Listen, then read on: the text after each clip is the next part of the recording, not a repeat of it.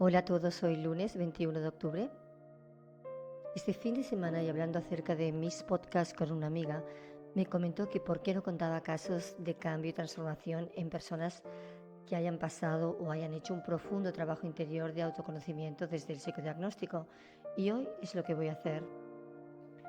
Y para ello he pensado en una mujer en concreto que evaluamos hace ya algunos meses. No se trata de un caso extremo donde exista una patología o alteración grave de la personalidad desde el punto de vista clínico, sino de algo de lo más cotidiano en nuestra vida diaria.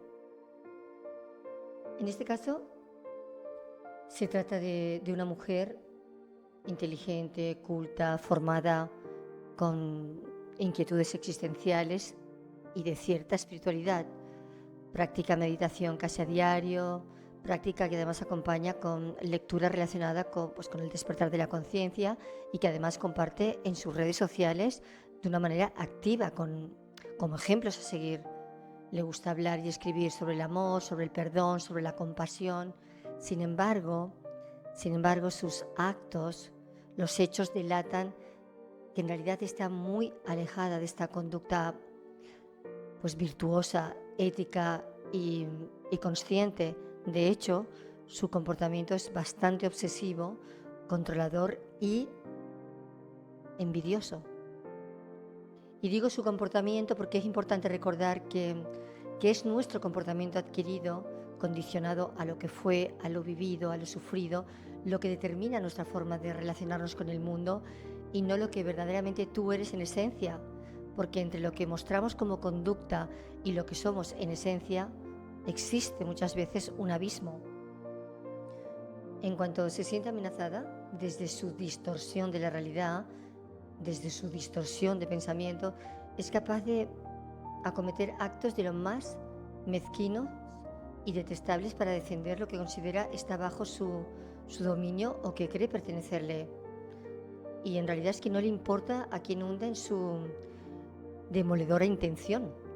O sea, esa obsesión, esa necesidad de control, esa envidia le ha llevado a proyectar su frustración sobre los demás y romper como consecuencia de ello con amistades, con parejas, con socios, y aún así sigue meditando, hablando sobre el amor y justificando el sin razón de sus actos, de hecho, de su comportamiento, de sus actitudes. Y a pesar de todas esas prácticas espirituales, en realidad huía del autoconocimiento, huía de la autorreflexión y la autoconciencia por miedo a mirarse en el espejo y reconocer en el fondo esa maleficencia no inconsciente, miedo que intenta suplir cada vez más, pues ampliando conocimientos cada vez más sofisticados que le den esa apariencia de profundidad, de cierta profundidad. Sin embargo, se limita a comportamientos muy instintivos. Da muestras de querer corregirse, esa llamada, esa vocecita interna que no tengo ninguna duda le recuerda quién es o quiénes somos en esencia, pero que sin embargo no consigue actualizar con sus prácticas espirituales. ¿Y cuál es la razón, de hecho, de que ocurra esto? Porque de alguna manera va a estos cursos, ella asiste y lee y se forma, pero ¿por qué no se produce el cambio? Porque al final tienes que identificar y dejar de negar esas causas invisibles que se ocultan en cada uno de esos actos, ¿no? de esos errores de interpretación, de esos actos que pueden llegar a ser desleales y torpes, derivados precisamente de esta negación. A veces cuando lo decimos claramente, pues reconocer, pues tiendo hacia la obsesión, hacia el control, hacia la envidia, son palabras que pueden parecer duras y asociarse, creo que también lo hablé en un podcast anterior, a un juicio de valor. Pero si uno no le pone nombre a lo que se muestra en apariencia, de una manera objetiva y distante, no podrá abrirse a lo que uno es en esencia, porque somos mucho más que el síntoma, somos mucho más que lo que se muestra al exterior. Y esos síntomas no describen lo que somos, sino en lo que nos hemos convertido. Y lo expliqué también ya en una ocasión, que muchas veces me han preguntado si realizar un diagnóstico psicológico no se reduce a poner una etiqueta, incluso puede interpretarse como un juicio, pero esta afirmación nace del mismo rechazo a reconocer el síntoma y a lo que subyace detrás del síntoma o incluso de la patología. Y si usamos términos en medicina para ayudarnos pues describir la dolencia, pues no nos tiene que asustar poder describir también la dolencia psicológica. Si no te molesta de una manera subjetiva que te digan que tienes pues el sarampión o la gripe, lo expliqué tal cual, ¿por qué te da molestar que te digan que padeces de obsesión o de control o de envidia? Ambos son síntomas de algo que nos aparta de nuestro equilibrio, de nuestra estabilidad. Unos pues pertenecen al mundo orgánico y otros al mundo de la psique. Porque detrás de la envidia, detrás de la obsesión, detrás de la necesidad de control, existe una personalidad insegura, insatisfecha, llena de carencias afectivas, alimentadas por un profundo sentimiento de soledad, de vacío, sentimiento que se intenta paliar con la búsqueda interminable de algo o de alguien que pueda saciar su necesidad de amor.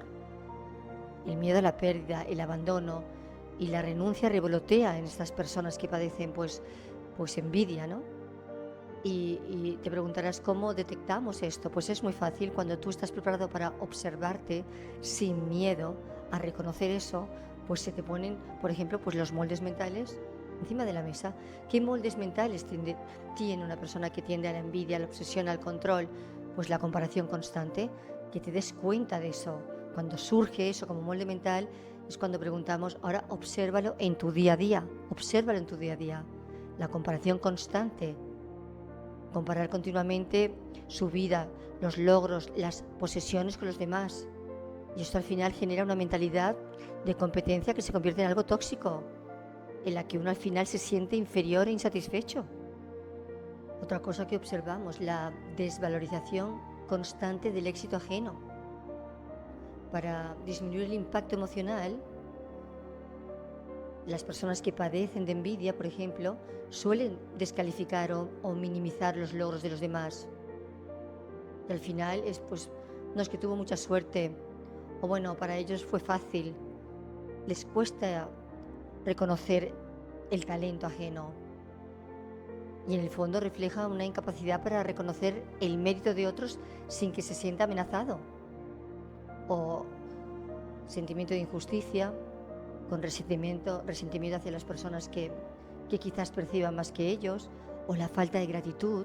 Están tan enfocados en lo que no tienen o lo que otros poseen que pasan por alto sus propios logros, sus propias cualidades, pensando siempre en lo que les falta, o esa especie de competitividad malsana, con la sensación de que debes superar constantemente a los demás, y no por crecimiento personal, sino en su deseo de eclipsar a los demás.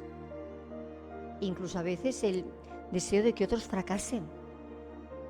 Una especie de placer oculto cuando las personas pues que envidian tienen algún revés, ¿sabes? O que les ha pasado algo. Hay ahí una especie de alivio. El rencor y el resentimiento también. Inclusive a veces llegan a idealizar a otros, también idealizan y exageran los éxitos de aquellos que a lo mejor admiran de alguna manera, ¿no? Y sabotean relaciones porque les resulta muy difícil ser genuinos. Cuando necesitas controlar, cuando te obsesionas, cuando envidias, ser genuino se convierte en algo realmente casi, imposible. Y cuando descubres estos patrones de pensamiento, de conducta, de sentimiento, es cuando verdaderamente puedes cambiar, porque meditando, leyendo, escribiendo, aprendiendo desde la teoría, sin un auténtico conocimiento de uno mismo, no te va a llevar a ningún cambio ni a ninguna transformación, porque lo que verdaderamente te va a conducir a conectar con tu ser interior, liberado de la historia que te ha llevado a ser así, para eso, lo que verdaderamente te va a conducir es el observarte y reflexionar y no dejar de hacerlo en cada desencuentro, en cada discusión, en cada herida. Solo así, desde la observación plena y desapegada de esa conducta pues obsesiva, controladora o envidiosa, podrás reconciliarte con esa insatisfacción interna,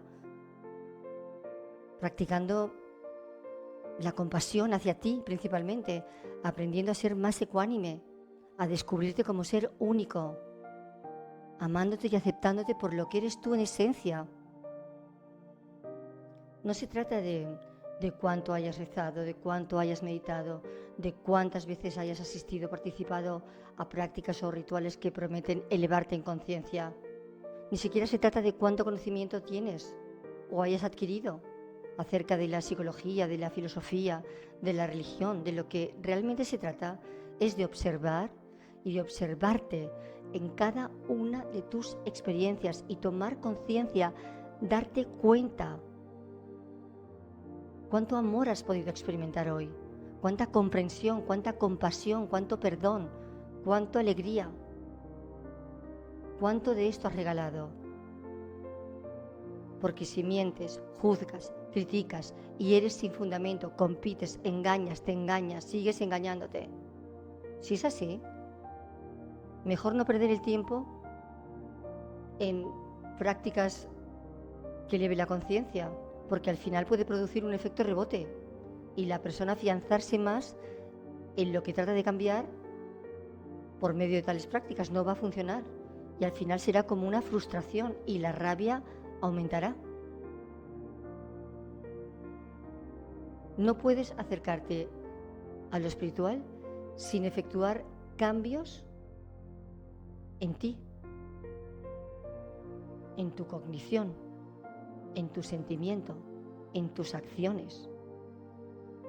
Y una vez reconocimos eso en su personalidad, se le invita a abandonar, a soltar, incluso a renunciar a toda práctica para elevar la conciencia y que llegue a convertirse realmente en una nueva persona, porque ya eres lo que eres y puedes llegar a ser desde esa expresión de lo que verdaderamente genuino existe dentro de ti. Tu conciencia no se elevará, ni siquiera tú te convertirás en una persona consciente hasta que no eleves tu forma de ser y relacionarte con el mundo. Y en este caso, así lo hizo. Aplicó la observación consciente. Se le invitó a identificar todas aquellas situaciones en las que se había sentido amenazada y de una manera obsesiva y controladora haber actuado de una forma precipitada, sin habilidades de afrontamiento frente a cualquier sentimiento que ella tenía amenazador, dejando de responder desde la defensa, desde el ataque desproporcionado e injusto, con el resultado pues de pérdida de parejas, de amigos, como he dicho antes, de socios, y siempre además encontrando una justificación para sus respuestas desajustadas. Cuando se dio cuenta de esta distorsión de pensamiento, cuando tomó otra perspectiva y mirarlo objetivamente, al observarse, identificó lo que salió en el estudio, lo identificó en su vida diaria, fue capaz de verlo, lo que salía y lo que se manifestaba en su vida diaria, y desde ese lugar tomar distancia, desapegarse de esos sentimientos y adaptarse a la verdad. ¿Y cuál era la verdad? Pues la verdad era su inseguridad, sus carencias, su sentimiento de soledad, el miedo a perder el control, el pensar que los demás tienen algo que ya no tiene, conformarse con lo que tenía, sin la necesidad de buscar algo más. Ese es el desafío, sentirse ya como un ser completo. Y en esta ocasión fue verdaderamente valiente, porque reconoció aquello que le apartaba de su autenticidad. Y desde ahí fue capaz de pedir perdón, de perdonarse y de reparar el daño causado. Y lo hizo gracias a poner encima de la mesa estas variables, de verse en la distancia como hago siempre, ¿no? Que pido que te observes en tercera persona, que analices situaciones y veas realmente tus actos mezquinos, superficiales, porque al final uno cree que es auténtico con ese control, con ese hipercontrol, con ese hiperanálisis, pero ¿qué tiene de auténtico el control? ¿Qué tiene de auténtico la obsesión? ¿Qué tiene de auténtico la envidia? Lo que es auténtico es la ecuanimidad, es el fluir, es la comprensión, es la tolerancia. Porque todo aquello que te aparta de los valores trascendentales, como la verdad, la bondad, la belleza, nos mantiene en esa inautenticidad. Y si verdaderamente quieres mejorar como persona, mejorar tus relaciones con el entorno, con los demás, tienes que producir cambios en tu estado de ser y pasarlo a la experiencia, comprometerte voluntariamente con ese movimiento que te va a conducir hacia el cambio deseado. Y en este caso, realmente se puso las pilas y quiso reconciliarse con todas aquellas rupturas. Por supuesto, no desde de la culpa o desde, ¿sabes?, como mea culpa y pido perdón, sino reconciliarse, hablar de ello. Y curiosamente, nadie le dio la espalda a su autenticidad y fue reacogida con los brazos abiertos, porque podemos pasar a nuevas experiencias cambiando nuestra forma de pensar, sentir y actuar.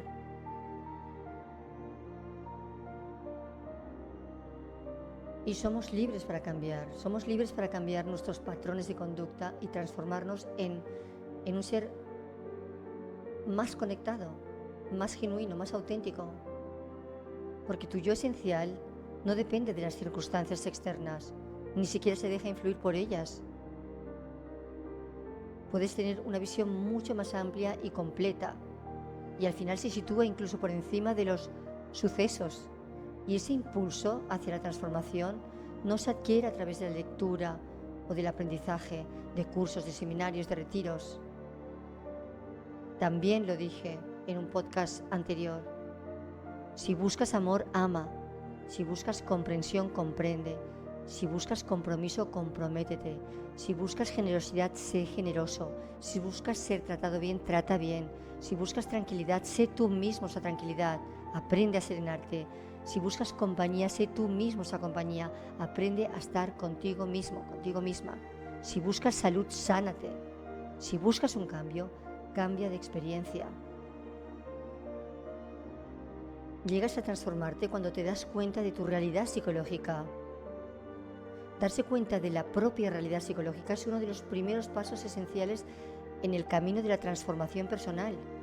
Y esto implica un reconocimiento honesto de cómo piensas, de cómo sientes, de cómo actúas en relación contigo mismo y con el mundo que te rodea, aceptando tu realidad interna con sus luces y sus sombras. Eso es lo que permite el cambio y el crecimiento. Observa tus pensamientos y emociones, tus propios procesos mentales y emocionales. Préstales atención. ¿Qué te genera ansiedad? ¿Qué miedo e inseguridades tienes? ¿Por qué reaccionas de la manera que reaccionas? Obsérvate día a día y acepta tu realidad sin juicio, lo que eres en el presente, cuando ya has observado y has tomado conciencia de tu realidad psicológica, sin intentar cambiarla, sin juzgarla de inmediato. No te resistas a lo que se manifiesta en ti. Acepta y evita la negación, porque caemos fácilmente en la tentación de negar ciertos aspectos que no nos interesan, que no nos gustan. Sin embargo, negarlos no los va a hacer desaparecer, solo los ocultas y cada vez serán más fuertes. ¿Y qué hacemos en este caso? ¿Qué hizo esta mujer? Pues cambiar su diálogo interno, reformuló sus pensamientos, porque nuestra realidad psicológica a menudo está influenciada por nuestro diálogo interno, que puede ser pues crítico, desalentador, y tienes que ser consciente de ese diálogo y trabajar, bueno, lo de siempre. La palabra trabajar no me gusta mucho, pero se entiende que le pongo intención al cambio. Y cambiar esa autocrítica, transformarla más bueno, en una autocompasión, pero positiva, ¿no? Que soy consciente que estoy mejorando, y practicar la gratitud. Cultivar una mentalidad mucho más equilibrada, en la que eres capaz de reconocer esas áreas de mejora y asumir tu responsabilidad personal. Entender, por ejemplo, que aunque no puedas controlar las circunstancias externas, pues sí que puedes controlar cómo respondes desde el interior. Evitar el victimismo y confrontar esas partes menos agradables de uno mismo. Porque no solamente es voy a mejorar estas partes que no me gustan, sino también integrar las partes que nos cuestan más aceptar. Y como siempre, pues buscar apoyo profesional y práctica continua, diría, para esta transformación. No ocurre de la noche a la mañana. Y sobre todo comprometerte. La transformación personal comienza cuando te das cuenta de esta realidad psicológica, cuando aceptas tus limitaciones, tus miedos, tus patrones de pensamiento y tomas medidas conscientes para cambiar todo eso que te limita, todo eso que te aparta del bienestar, porque tú lo sabes, ya se manifiesta en tu día a día, cómo te acuestas cada noche, qué tipo de pensamientos, qué tipo de sentimientos, qué grado de satisfacción personal tienes. Al final es un viaje de autoconocimiento, de responsabilidad y crecimiento que con el tiempo sí te puede llevar a esa paz interior, a ese bienestar y, por supuesto, a esa sabiduría que no te va a dar los cursos, los seminarios y las lecturas. Nos vemos el próximo lunes.